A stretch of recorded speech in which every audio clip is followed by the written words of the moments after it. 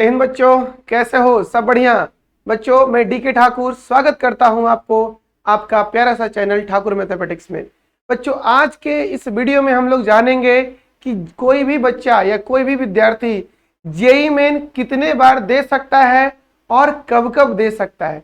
यानी JEE main के बारे में जो बच्चों के कंफ्यूजन रहता है कि सर कब से एग्जाम देना स्टार्ट कर सकते हैं और कब तक दे सकते हैं, ये सारी बातें हम लोग बच्चों आज हम इस वीडियो में जानेंगे। जैसे कि अपने पास पहला प्रश्न होता है बच्चों को कि जेईई मेन का जो एग्जाम है सर वो कितने बार दे सकते हैं, है ना। जेईई का जो एग्जाम है वो कितने बार दे सकते हैं बच्चों। तो सिंपल सा सवाल है कि जेईई का एग्जाम है वो आप 3 बार दे सकते हो, है ना। 3 वर्षों तक दे सकते हो। कितने वर्षों तक?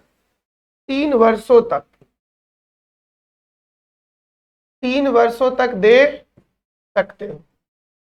अब वो दे सकते हो यानी जेईई मेन का जो एग्जाम है बच्चों, जेईई एडवांस अलग होता है, ठीक है। जेईई मेन के बारे में हम लोग बात करेंगे इस वीडियो में।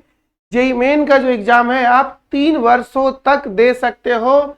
और ये 3 वर्षों कौन सा हो सकता है?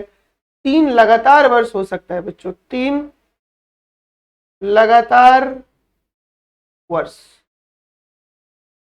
है ना, जिसको आप लोग ईयर्स बोलते हैं।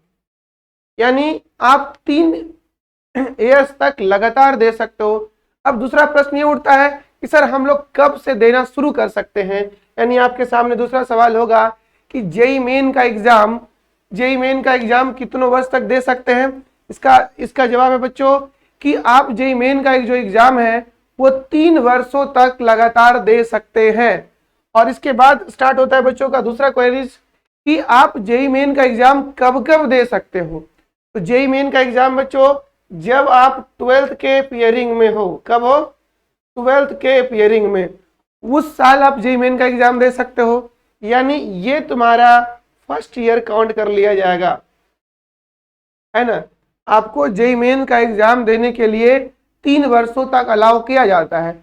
और कब से अलाउ किया जाता है वो समझिए।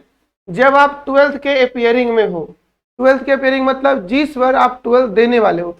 जैसे जो बच्चा अभी 12th में है वो अपना 12th का एग्जाम 2023 में देंगे, तो अभी वो 12 पेयरिंग स्टूडेंट कहला रहे हैं।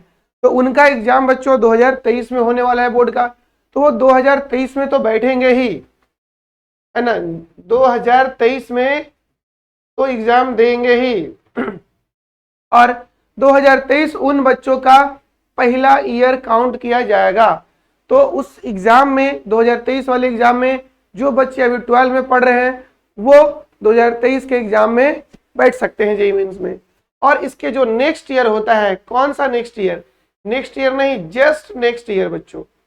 जस्ट नेक्स्ट ईयर का मतलब हुआ, जस्ट नेक्स्ट ईयर मतलब तुरंत अगले साल आपका ये दूसरा वर्ष माना जाएगा, यानी सेकेंड ईयर, है ना।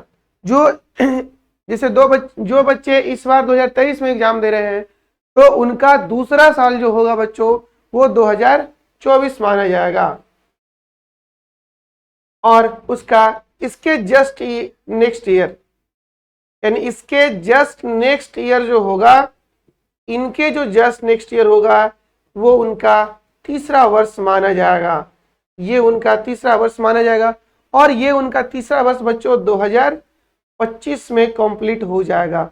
यानी कहा जाए तो बच्चे जो 2023 में पहली बार जेईई मेन का एग्जाम देंगे वो लगातार 24 में भी दे सकते हैं, 25 में भी दे सकते हैं। अब कुछ बच्चों का ये प्रश्न होता है कि क्या सर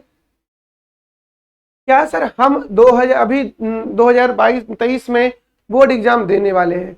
अगर हम ये बोर्ड एग्जाम 2023 में देते हैं लेकिन जेईई मेन का एग्जाम नहीं देते हैं, तब क्या मेरे लिए भी 3 साल का जो अटेम्प्ट है वो क्या बना रहेगा? बच्चों बिल्कुल नहीं। जिस बार आप 12 का एग्जाम देंगे उस वर्षों से जेईई मेन लगातार 3 साल तक काउंट कर लेगा। आप उस बीच में एग्जाम में बैठो या ना बैठो, आपका एग्जाम यानी आपका जो ईयर्स है, आपका जो लिमिटेशन है वो काउंट कर लिया जाएगा और वो लॉस हो जाएगा। आप एग्जाम में बैठो या ना बैठो। यानी जो बच्चे ये सोच रहे हैं कि सर अगर हम एग्जाम 2023 में बोर्ड का दे लेकिन मेंस का नहीं दे तो मेरा 3 अटेम्प्ट बिल्कुल नहीं रहेगा बच्चों, फिर आपके पास 2 अटेम्प्ट बचेगा 2024 का और 2025 का। मान लो किसी बच्चे का ये क्वेरीज होगा कि ऐसा करते हैं कि 2023 में बैठते हैं और 2024 में नहीं बैठेंगे, फिर 25-26 मेरे पास होगा, बिल्कुल नहीं होगा। आप जब 2023 में बैठेंगे बोर्ड के एग्जाम में तो 2023, 2024 और 2025 ही आपके पास है। अब इस तीनों साल में आप एग्जाम बैठिए या ना बैठिए, ये आपके हाथों में है बच्चों। समझ में आ रही बात है? बिल्कुल सही। तो आशा है कि आपका कंफ्यूजन क्लियर हो गया होगा कि हम लोग कब कब एग्जाम दे सकते हैं और क्या लिमिटेशंस है, ये सब समझ गए होंगे बच्चों। अब ये सवाल आता है कि एक वर्षों में जेईई मेन का कितना अटेम्प्ट होता है, एक वर्षों में जेईई मेन का कितना अटेम्प्ट होता है। बच्चों कोविड के समय में वो अटेम्प्ट को बढ़ा दिया गया था, लेकिन एक वर्षों में मात्र और मात्र 2 अटेम्प्ट लेते हैं। कितने अटेम्प्ट लेते हैं? 2 अटेम्प्ट लिया जाता है, 2 अटेम्प्ट ही होता है बच्चों, 2 अटेम्प्ट होता है, 2 अटेम्प्ट ही होता है। जेईई का एग्जाम एक वर्ष में 2 अटेम्प्ट होता है। आपको टोटल 3 वर्षों तक एग्जाम देना है और एक वर्ष में 2 अटेम्प्ट होता है बच्चों। इन जनरली फर्स्ट अटेम्प्ट जो है वो जनवरी में ले लिया जाता है, लेकिन अभी कोविड के कुछ सिचुएशंस के कारण एकेडमिक कैलेंडर सब गड़बड़ाया हुआ है। लेकिन इस वर्ष में भी संभावना है, क्योंकि अभी तक कोई नोटिफिकेशन जेईई के द्वारा, एनटीए के द्वारा नहीं आया है, इसलिए संभावना भी बना है कि जनवरी में फर्स्ट अटेम्प्ट हो सकता है और अप्रैल में सेकेंड अटेम्प्ट। अगर जनवरी में फर्स्ट अटेम्प्ट नहीं होता है तो बिल्कुल है इस वर्षों के लिए कि वो पहला अटेम्प्ट जो है बच्चों वो अप्रैल में ही लेगा। लेकिन अगले वर्षों से अगर इस बार फर्स्ट अटेम्प्ट जनवरी में नहीं होता है तो अगले वर्षों से यानी 2024 से ये कंफर्म रहिए कि पहला अटेम्प्ट जनवरी में ही होगा और दूसरा अटेम्प्ट अप्रैल में ही होगा। तो पहला अटेम्प्ट बच्चों जनवरी में होता है और जो दूसरा अटेम्प्ट है वो अप्रैल में होता है। कब होता है? अप्रैल में। और इसके बाद फिर रिजल्ट देना, एडवांस का फॉर्म भरवाना और मई और जून में जेईई एडवांस का एग्जाम हो जाता है। अब कुछ बच्चों का ये क्वेरीज भी होता है, क्या सर हम हमें दोनों अटेम्प्ट में बैठना जरूरी है? बच्चों जेईई आपको ये फोर्स नहीं करता है, उन्होंने ये ऑप्शन आपको दे रखा है कि आप ये एग्जाम में बैठ सकते हैं। अब वो फोर्स नहीं करता है कि आप दोनों ही एग्जाम में बैठो। जैसे मान लो कि आपके पास 2 अटेम्प्ट है ना, आप फर्स्ट अटेम्प्ट है जनवरी अटेम्प्ट, फर्स्ट अटेम्प्ट बच्चों जनवरी अटेम्प्ट, कोई बच्चा जनवरी अटेम्प्ट और सेकेंड अप्रैल, मान लो ऐसा जो है सेकेंड अटेम्प्ट जो है वो अप्रैल अटेम्प्ट है, अप्रैल अटेम्प्ट है।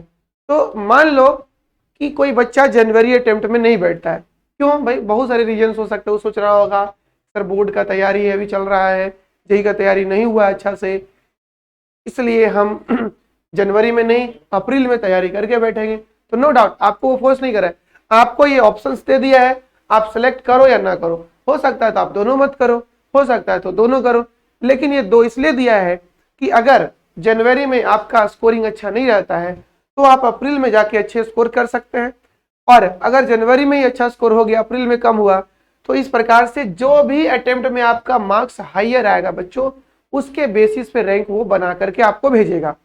अगर कोई बच्चे दोनों अटेम्प्ट देते हैं तो उसके पास मोस्ट पॉसिबिलिटी है ज्यादा अपने आप को बेहतर करने का। क्यों? क्योंकि जनवरी अटेम्प्ट जो दे दिया उसे अनुभव मिल जाएगा, भले तैयारी हो या ना हो, लेकिन उसे ये अनुभव मिल जाएगा कि अगले अटेम्प्ट के लिए मुझे कैसे तैयारी करना होगा, ये उसे अनुभव मिल जाएगा। दूसरी बात कि और सफलता जो है बच्चों अनुभव से ही आता है। अगर वो जनवरी अटेम्प्ट नहीं देता है तो अप्रैल दे, नहीं देता है तो नेक्स्ट ईयर दे, वो ऑप्शंस दे दिया है आपके लिए। वो ऑप्शंस एनटीए जो प्रोवाइड करवाया है जेईई मेंस वाले, वो आपके लिए करवाया, आप उसका फायदा लो या ना लो ये आपकी प्रॉब्लम है। तो बच्चों इस वीडियो में हम लोग क्या क्या सीखे कि जेईई मेन कितने बार दे सकते हैं, कब कब दे सकते हैं, एक साल में कितने अटेम्प्ट होते हैं। आशा करते हैं कि आपको ये सारा जो डाउट होगा वो अच्छी तरह से क्लियर होगा। तो बच्चों इस वीडियो में हम लोग यहीं तक, तब तक के लिए बच्चों जय हिंद।